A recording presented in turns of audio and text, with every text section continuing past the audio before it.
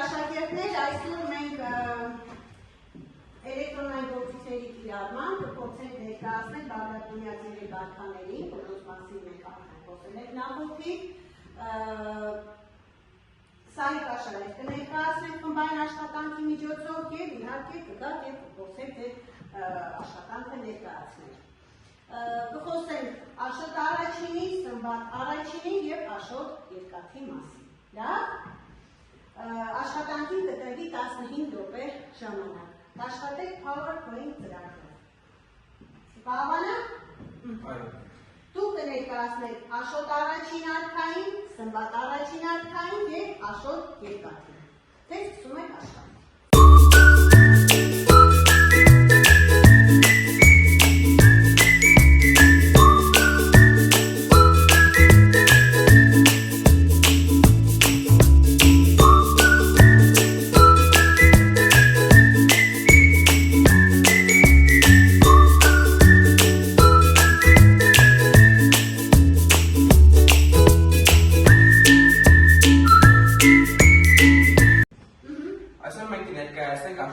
Բաղրատունում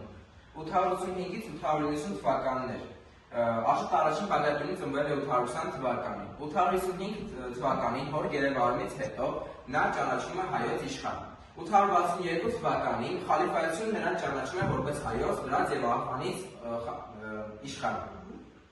885 թվականին Աշոտը հռչակվեց թագավոր հայոց և վրաց և օգոստոսի 26-ին Բաղարանում տեղի ունեցավ նրա թագադրությունը կաթողիկոս Գևորգ Վ. Գառնեցու կողմից։ Նա հիմնադրեց Բաղրատունիների հայոց թագավորությունը վերականգնելով հայոց պետականությունը։ Աշոտ առաջինի վերջին կարևոր գործը եղել է բյուզանդացիների հետ դաշինք կնքելը։ 890 թվականին Աշոտ առաջինը մահանում է Բաղարան վերադառնալու ճանապարհին։ 13 թվականին 40-ի մոտ հայկական զորքը հաղթեց արաբական Բաղրատին։ 887 թվականին նա արշավ կազմակերպեց դեպի Մեծ Կովկաս և ամրապնդեց հյուսիսային սահմանները։ Ճնշվեցին Հուգարքի, Ուտիքի և Վանանդի իշխանների ընդվզումները, Կարսը դարձավ սպարապետի նստավայրը։ Բաղարանը կառուցվեց և հզորացվեց։ Աշոտ առաջինը մեկնեց Կոստանդնուպոլիս և դաշինք կնքեց բյուզանդացիների հետ։ 890 թվականին Բաղարան վերադառնալու ճանապարհին Աշոտ առաջինը մահանում է։ 9-րդ դարի կեսերին արաբական խալիֆայության թուլացման պայմաններում Աշոտ առաջինը գլխավորեց անկախության պայքարը։ 862 թվականին ճանաչվեց հայոց իշխանած իշխան։ 885 թվականի օգոստոսի 26-ին Բաղարանում օգնեց հայոց թագավոր։ Համախմբեց նախարարական տոհմերն իր շուրջ, վերականգնեց երկրի ներքին խաղաղությունը, ամրապնդեց հայ իշխանների ժառանգական հողատիրությունը, նվազեցրեց հարկերը և զարգացրեց տնտեսությունը։ Նա բանակի թիվը հասցրեց շուրջ 40,000 զինվորների։ Զորքի հրամանատար նշանակեց իր եղբորը Աբասին, վճռականորեն ճնշեց արաբ ոստիկանի դավադրությունը 875 թվականին, ընդլայնեց իր ազդեցությունը դեպի հյուսիսային շրջաններ, Հուգարք, Ուտիկ և այլն։ Պահպանեց հավասարակշռություն արաբական խալիֆայության և Բյուզանդիայի միջև։ 885 թվականին խալիֆայությունը ճանաչեց նրան թագավոր հայոց և վրաց։ Բյուզանդիայի կայսր Վասիլ առաջին նույնպես ճանաչեց նրա թագավորական իրավունքները։ Աջակցեց հայ եկեղեցուն, բարեկարգեց եկեղեցիները, թագադրությունը կատարեց կաթողիկոս Գևորգ Գառնեցին, բարեկարգեց քաղաքները, գյուղերը, ամրապնդեց վարչական կարգերը, ստեղծեց կազմակերպված և միջազգային հեղինակություն ունեցող պետություն։ Ավարտեցիք ձեր ծրագիրը։ Լավ, կարող եք բանավոր ձևով նաև ամփոփել Աշոտ առաջինի գործունեությունը։ 9-րդ դարի կեսերին Հայաստանի անկախությունը վերականգնելու նպատակով արտաքին թե ներքին և թե արտաքին անհրաժեշտ նախադրյալները ամբողջ ժողովուրդը ձգտում են վերականգնել հայոց պետականությունը։ Այդ դժվարին գործընթացի կազմակերպումը վիճակված էր Բաղրատունիներին, իդեմս Աշոտ Բաղրատունում։ Աշոտ Բուղայի կողմից 855 թվականին Գերված Սմբատ Խոստովանով Բաղրատունի փոխարեն հայոց պարապետ է նշանակում նրա որդի Աշոտ Բաղրատունի։ Աշոտ Բաղրատունի ստանձնելով երկրի ղեկավարի պաշտոնը բախվեց մի շարք դժվարությունների։ Աշոտ Բաղրատունու արքայական իրավունքները ճանաչեց նաև Վասիլ առաջին կայսրը։ 885 թվականի օգոստոսի 26-ին Բաղարանում Աշոտ Գևորգ Գառնեցի 885 թվականի օգոստոսի 26-ին Աշոտ II-ը 885 թվականին օգոստոսի 26-ին Աշոտ I-ը օծվեց Հայոց թագավոր, այդ ծեսը կատարեց Հայոց կաթողիկոս Գևորգ Գառնեցին։ Այսպիսով Աշոտ I-ի 30-ամյա հետևողական պայքարից հետո տեսանք զգալի արդյունքը, որի շնորհիվ վերականգնվեց 450 տարի անկում ապրած Հայոց թագավորությունը։ Իսկ որ արտատոմներ նախորդելու բաղրատունիներին, որ նախորդին մենք ուսումնասիրել ենք, այո, հայոց Աշոտունի արքաները։ Ահա, քոնգերները փորձեցին բնութագրել Աշոտ I-ին, ունես դու ավելացումներ էստեղ, թե նա բնավորության ինչ գծեր ուներ, դրացում ունես դու Մարիա, չէ՞։ Լավ, հիմա դու կներկայացնեք, լավ, ով է ներկայացնում։ Ինչպիսին էր Աշոտ I-ը։ Աշոտ I-ը նա հայրուն դիվանագետ էր, խաղաղասեր էր, շատ հայրենասեր էր եւ նա շատ հարգված իշխան էր։ Ինչով հիմնավոր է, որ նա հարգված է։ Դե Հայոց հաղթերը դրվել էր հայ իշխանների Այո, կողմից։ մինչև 855 թվականը, այո, նա արդեն երկու անգամ այո դրվել էր որպես հայոց թագավոր։ Լավ, հետաքրքիր ձևով ներկայացնեք, ապրեք, նստեք։ Հաջորդ ուղը, որ պետք է մոտենա, Սմբատ I-ին, անցեք։ Մեր խումբը պատրաստել է սանրիկաշար Սմբատ I-ի բաղրատունի մասին։ Սմբատ I-Բաղրատունին ծնվել է մոտավորապես 850 թվականին Բաղրատունիների արքայադրոնում, որպես հայոց ապագա թագավոր Աշոտ I-Բաղրատունու որդի։ Նրա մանկությունը անցել է իշխանական գերդաստանի միջավայրում, որտեղ ստացել է զինվորական եւ վարչական դաստիարակություն, պատրաստելով ապագա առաջնորդի դերին։ Սմբատան Աշոտից ստացել է ոչ միայն ժառանգություն, այլև ամուր կենտրոնացված հայկական պետության կառուցմանին։ Նա ժառանգել է տարածք, քաղաքական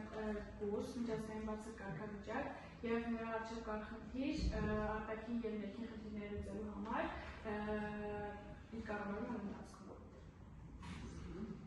Աշոտ I-ին Բաղրատունումից հետո կա բարձրացավ նրա ապակ որդի Սմբատ I-ը, որի կառավարման ժամանակ Հայաստանը տիրեց խաղաղություն եւ բարգավաճում։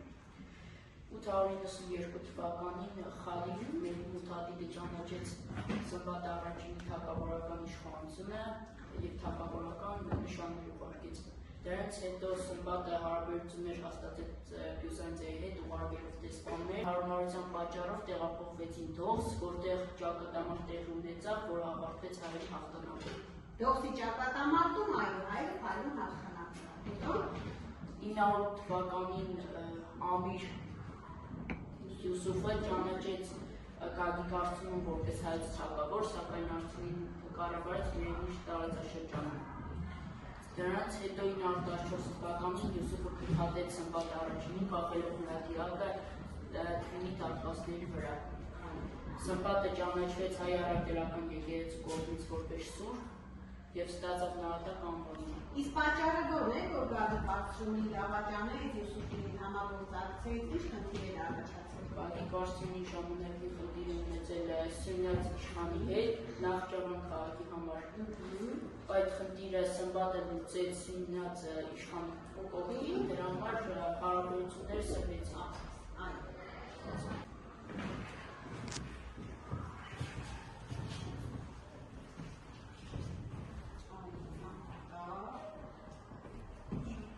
Վերջ, ավարտեցիք բնութագրումը։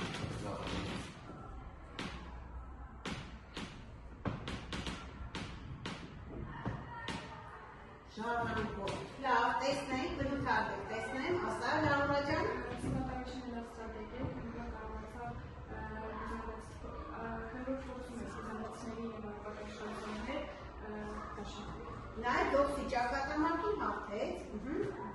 Քրիստոնյա էր, քանի որ մանուլից կանոն քրիստոնյայի պես նահատակվեց եւ ճանաչվեց որպես սուրբ։ Հաղթեց։ Հայրենասեր էր, որովհետև փոքր ժամանակից նրան համոզել են, որ ինքը պետք է լինի թագավոր, թագավոր լինելուց հետո նա Հայաստանը բարձրում ոչնչի։ Կներկայացնենք սահիկաշար Աշոտ B. Երգաթի մասին, կառավարել է 914-ից 928 թվականներին, Ծնվել է մոտ 9-րդ դարերի վերջում, իր կառավարման տարիների ընթացքում ստացել է երկաթ մականունը, պայքարել է արաբների դեմ և պահպանել է Հայաստանի անկախությունը։ Աշոտ-Բ-ն ստացել է երկաթ մականունը իր ասասնկանքի և ռազմաքաղաքական համար։ Նրա կառավարման տարիներին մեծ հերթի թագավորությունը ամրապնդվեց և թագավորությունը պահպանեց անկախությունը չնայած արտաքին ճնշումներին։ Կարող եք ցույց տալ սալիդի վրա այդ ժամանակվա մեծ հայքի թագավորության սահմանները, իսկ այնտեղ նշել եք, չէ՞, քարտեզով։ Եղենի։ Ամբողջը, արսի։ Այ։ Դա ուներ անհավտ ու կողված բնավորություն, նա հայտնի է իր ամուր կյանքով, վճռական և չընկնող բնավորությամբ։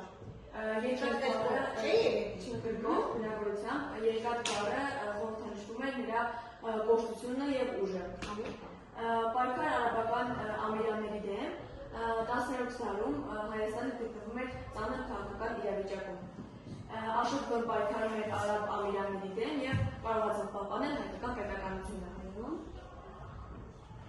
Աշոտ երկաթի արձանը գտնվում է Իջևան քաղաքում և հանդիսանում է ազգային հպարտության խորհրդանիշ։ Արձանը խորհրդանշում է Աշոտ երկաթի քաջությունն ու ուժը։ Նա պատկերված է որպես մարտական թագավոր, զենքով և թագով։ Արձանը հիշեցնում է նրա դերը Հայաստանի անկախության պահպանման գործում, այն ազգային հպարտության և պետականության խորհրդանիշում։ Սևանի ճակատամարտը։ Սևանի ճակատամարտի ժամանակ Սևանի ափին հանդիպում են երկու կողմեր՝ Աշոտ-Բ երկաթի զորքը և Վաշի ոստիկանի զորքերը։ Աշոտ-Բ երկաթը իր հետ պատերազմին վերկանգնում է 11 նավակ և 70 աղեղնավոր։ Այսպիսով Աշոտ երկաթը հաղթանակ է տանում այդ ճակատամարտում։ Այս ամենի մասին ավելի մանրամասն կպատմեմ իմ ուսուցիչը։ Հաստորեն նշել եք Սևանի ճակատամարտը հայ ռազմարվեստի փայլուն օրինակներից է, երբ որ փոքրաթիվ զորքերով կարողացավ հաղթանակի հասնել։ Ինչ կներկայացնեք։ Աշոտ երկաթը գրականությունում իր հորմայից հետո։ Փորձեք բնութագրել արդեն Աշոտին, այո։ Իր հորմայից հետո և երկիրը գտնվում է արաբական խանիվարության տիրապետության տակ։ Աշոտը եղբոր Աբասի հետ ջախջախում է Յուսուֆի զորքերին, որից հետո գահավարժան նրա որորդի Աշոտ Սպարապետը, սակայն Աշոտը նախարարներին համախմբվելով իր շուրջը։ Իսկ ով է որ բանավորում Աշոտ Սպարապետին։ Չէ՞ դա բարակչական գործողություն է, որ Յուսուֆի կողմից հովանավորվում է։ Աշոտը նախարարներին համախմբվելով իր շուրջը տապալում է նրա իշխանությունը, Գագիկ Արծրունու և Յուսուֆի հետ տարած ճակատամարտերում նա հաղթում է։ Այդ արկիր է, որ նրանց հետ տվեց ձկնավաճառի ճակատամարտը, որը էլի մեր պատմության փայլուն էջերից։ Լավ։ Հավես դու եք միանալ քոնկերներին, ինչպես բնութագրել Աշոտին։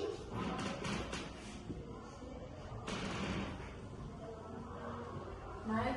921 թվականին Աշոտ երկաթը ներկում է Կոստանդնուպոլիս և Բյուզելներ դաշտ։ Արաբները դատեցնելով որոշում են զիջումների գնալ, քանի որ Հայաստանին չեն կարող զենքով ենթարկեցնել իրենց, որպեսզի հայոց թագավորության անցումը Բյուզելների կողմը կանխեն։ 923 թվականին Ատրպատականի Ամիրան Յուսուֆը վերսկսում է ռազմական գործողություններ Հայաստանի դեմ և ոստիկան է նշանակում Բշիրին։ Ապա 923 թվականին Սևանյանին տեղներ պատերազմ, սակայն Աշոտ երկաթն ուներ մի քանի 100 զինվոր, համարձակ քայլի է դիմում և պատերազմի է դուրս գալիս, և գիշերը հայ զորքը նավակներով գնում է թշնամու ճամբարերում։ Նրանք կտրում են արևելքից գնացող ճանապարհը, որպեսզի ծագող արևը կորացնի թշնամուն։ Այսինքն ստրատեգիական ճիշտ հնար է կիրառում Աշոտը։ Ապա հաղթանակ անելուց հետո, հայերի լիակատար հաղթանակից հետո, Աշոտ երկաթը երկիրը ազատում է խալիֆայության կախվածությունից և դադարեցնում է ամբողջ հարկատվությունները, որից հետո երկիրը վերք է ապրում։ Լավ։ Ահա բնութագրեցիք Աշոտ երկաթին, ինչ գրքից եք օգտվել, ինչ գրքից։ Մենք օգտվել ենք Մուրացյանի Գևորգ Մասպետունու վեպից և Աշոտ երկաթը հանձնազոհ էր, քանի որ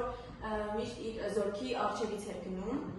հանդուգն, քանի որ նա ունենալով մի քանի 100 զորք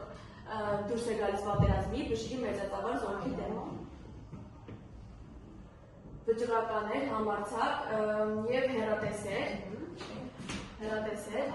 այո, հիմնավորենք հեռատես լինելը։ Քանի որ նա արգելել է սպանել հայ զինվորներին, որպեսզի փոխարինի հայ քրիստոնյաների հետ գերեվարված զինվորներին, մուսուլման զինվորներին, որպեսզի փոխարինի հայ քրիստոնյաների։ Հիմա կիրառվում է այդ process-ը այժմյան պատերազմներում։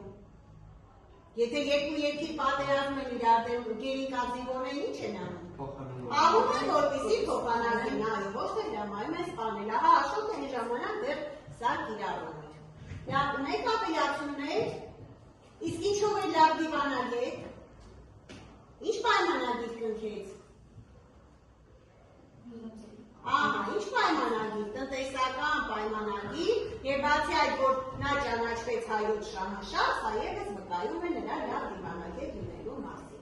Ապրետից գիրք ընթերցել եք։ Այո։ Լավ, նստեք։ Երեխաներ, դուք բավականին հաջողված ձևով ներկայացրիք սահիկաշարեր մեր նշած երեք արքաների մասին, եւ ցանկանում եմ ճշտել, թե դուք որ ռեսուրսներից եք օգտվել, կարող եք ինձ ասեք։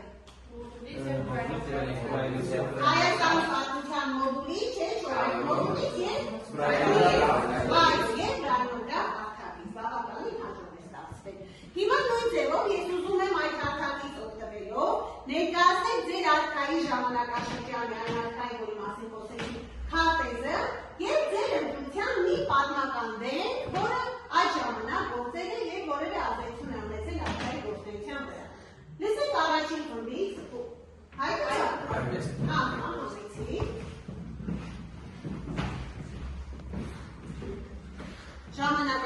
Ժամանակակցության ալի հիմնադրված է 855 թվականին, այդ ժամանակ Հայաստանը մոտավորապես այստեղ է գտնվում է արաբական խալիֆայության տարածքում,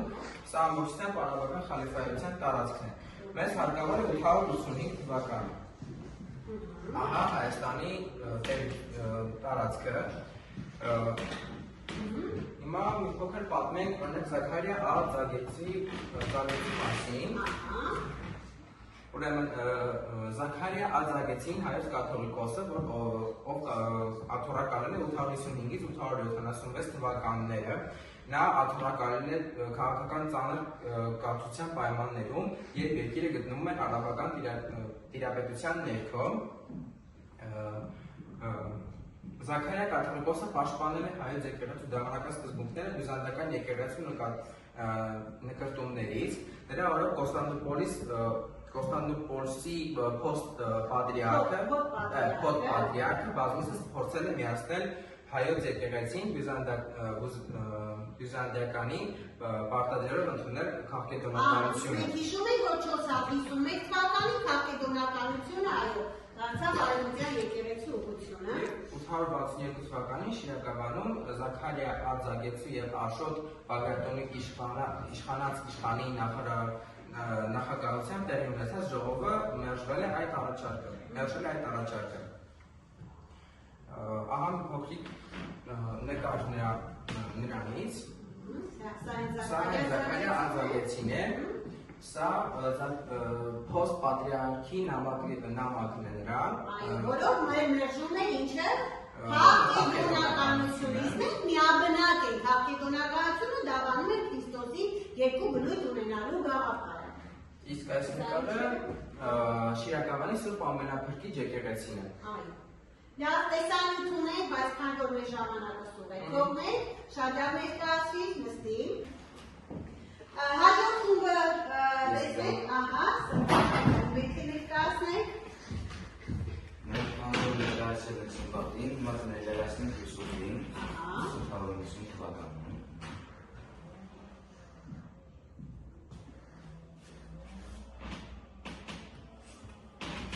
Ով է Յուսուֆը, որքան պատերազմի մեջ մտար սմբատի հետ։ Յուսուֆ Աբու Սաջը Ատրպատականի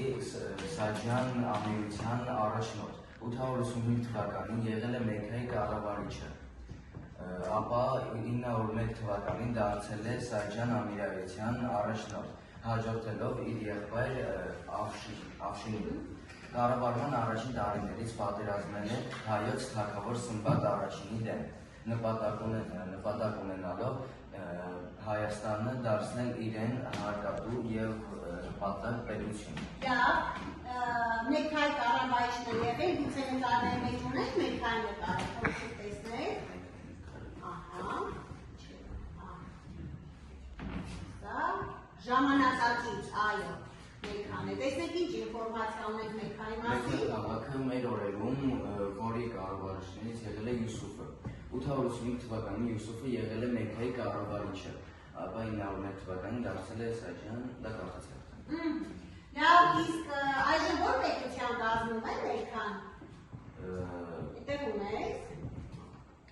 Իսլամի 3 սրբազան քաղաքներից են Մեդինա և Երուսաղեմին է, այժմ որտեղ է գտնվում։ Սաուդյան Արաբիայի տարածքում։ Էլ ինչ նկարներ ունենք Յուսուֆից տեսնենք։ Ես արդեն նայել էի։ Ահա, ասել ուսումնասիրել։ Ուսումնասիրել եմ, բայց չկար։ Լավ, ապրես։ Նստի։ Եվ հաջորդ խումբը տեսնենք, համեցեք, դու ես գալիս։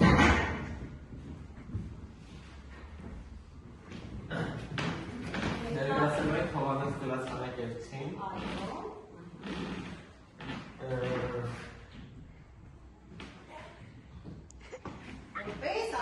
Որպես Աշոտ երկրի ժամանակ։ Հովհաննես դերասանագործին հայոց հոգևոր դասի նշանավոր գործիչներից էր կաթոլիկոս, կենտրոնացի պետության գաղափարախոս, քաղաքական գործիչ և դիվանագետ, եկեղեցու պատմության ժամանակագիր ու պատմագիր, ծնվել է 845-ից 850 թվականների միջակայքում, Թվինի մոտակայքում, գտնվող դերասանագետ հնագույն Ավանում, որը Մովսես Խորենացին անվանում է մեծ դաստիարակետ։ Բացի ինֆորմացիաներից ներքևում ունենք նաև նկարներ։ Աստորեն նա միջնադարյան նշանավոր հայ պատմիչներից է, չէ՞, որ նկարել են հենց Բաղդադյանների ժամանակաշրջանը։ Ունենք նկար։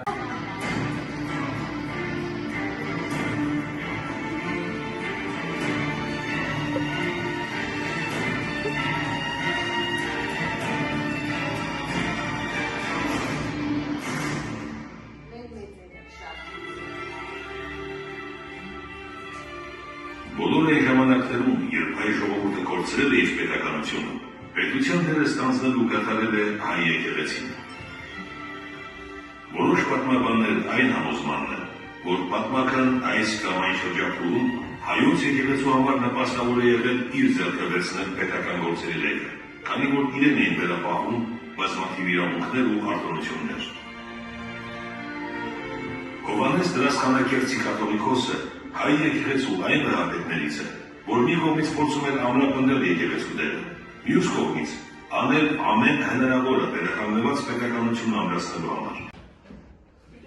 Երեխաներ, դուք նաև օգտվելով աշխարհացույց հանցակից ներկայացրիք որոշակի մանրամասներ, ժամանակաշրջանի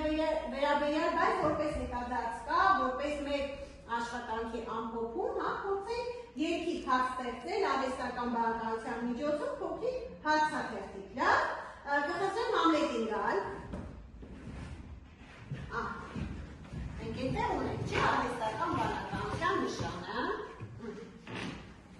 ինչ հրամանան, չէ, դու ինքդ փորձիր,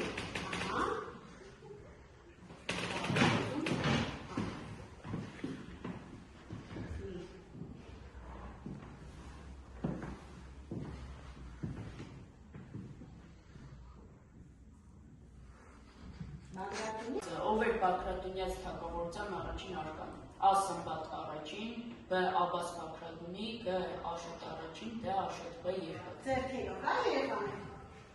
Դու ընտրիր հանդեպ, քան որ դու ես վարում, աշակերտներով է պատասխանելու։ Արշավիրը։ Աշոտ առաջին։ Ճիշտ է պատասխանը, ահա, հաջորդ հարցը։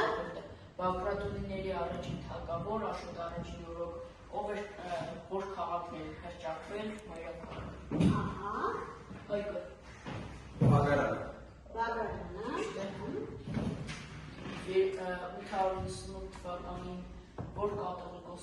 կատարել Սմբատ առաջի Բաղրատունի արքայի համաձայնությամբ։ Ունենք տարբերակներ, տեսանելի չէ տարբերակները։ Բոլորս ետ դրասանագերցին։ Այո։ Որ արքաները հաջորդել Աշոտվե երկաթին կարգալելով 928-ից 953 թվականներին։ Աբաս Բաղրատունի։ Ճիշտ եք պատմում։ Լավ, Սամբեջան։ Երեխաներ, ողջույն ձեր այսօր աշխատանքից ու բավական հաջողված ձևով կատարեցիք բոլոր հանրությունները եւ հասկացա, որ ամբողջությամբ դուրացրել եք, ապահովեցիք այն դաշնակցությունները, որոնք ես նախատեսել էի։ Բայց վերջում կցանկանայի նաեւ փոխադարձ գնահատում կատարել խմբերը 1-ից 10 միավորանոց համակարգով։ Արքի հաջորդ խմբին է գնահատում։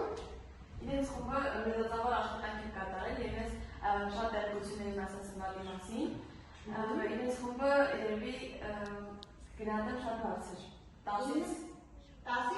10-ից երևի 9։ 9։ Լավ, թիմնավորված է, լսենք ձեր Լավա։ Այո։ Իրենց թիմն է շատ լավ։ Ես գնահատել բարձր, բայց ավելի բարձր երևի 10։ 10։ Խնդրի չկա, եւ սահիվի կապեց համարունիան է, անունեցնենք։ Իրենց թիմը նույնպես շատ մեծ աշխատանք կատարել, նրանց թիմին գնահատել 10-ից 9 բառեր։